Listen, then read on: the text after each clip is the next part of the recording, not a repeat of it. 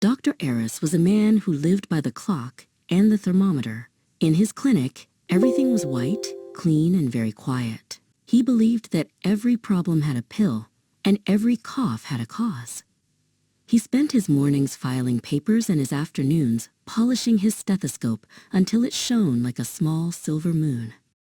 One Tuesday, the heavy oak door creaked open and a woman named Alara stepped inside. She did not look like the usual patients. She wore a coat that seemed to be woven from twilight and autumn leaves, and her shoes made no sound at all on the linoleum floor. She sat down and looked at the doctor with eyes that seemed to hold secrets from a distant forest. "How can I help you?" Dr. Eris asked, reaching for his notepad. He checked her temperature and looked at her throat, but everything seemed perfectly normal. "I am not sick in my bones or my breath," Alara said softly. "I have simply lost my echo. When I speak, the world no longer answers back." Dr. Eris frowned. He had never studied echoes in medical school.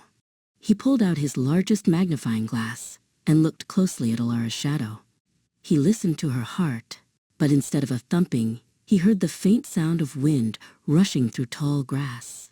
It was the strangest thing he had ever encountered in all his years of science. "We must find it," the doctor declared. He began to search through his library, climbing his rolling ladder to the very top shelf. He looked through books on anatomy, acoustics, and even ancient poetry. He was determined to find a cure for a silence that shouldn't exist. "Perhaps it is not in a book," Alara suggested. She led Dr. Eris out of the sterile clinic and into the overgrown garden behind the building. The air was thick with the scent of damp earth and blooming jasmine. "An echo needs a space to bounce," she whispered, looking at the tangled vines. Alara walked to a large, ancient oak tree and hummed a low, vibrating note. She waited, her hands cupped behind her ears, but the woods remained still. "It's gone," she sighed, her shoulders dropping. "The world has forgotten how to repeat my song." Dr. Eris watched her and remembered something his grandfather had told him long ago. He reached into his pocket and pulled out a small, pearlescent seashell he had kept since he was a boy. He handed it to Alara. "Sometimes," he said, "you have to give the sound a place to hide before it can come back out." Alara pressed the shell to her ear and closed her eyes.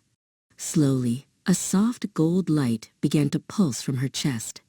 She began to hum again, and this time, the shell hummed back.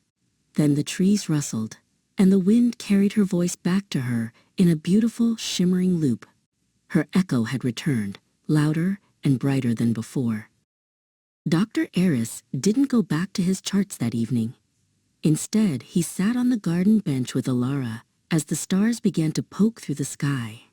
He realized that while medicine could fix a heart, sometimes it took a bit of wonder to make it sing. From that day on, the doctor always kept a seashell on his desk, just in case someone came in seeking a lost sound.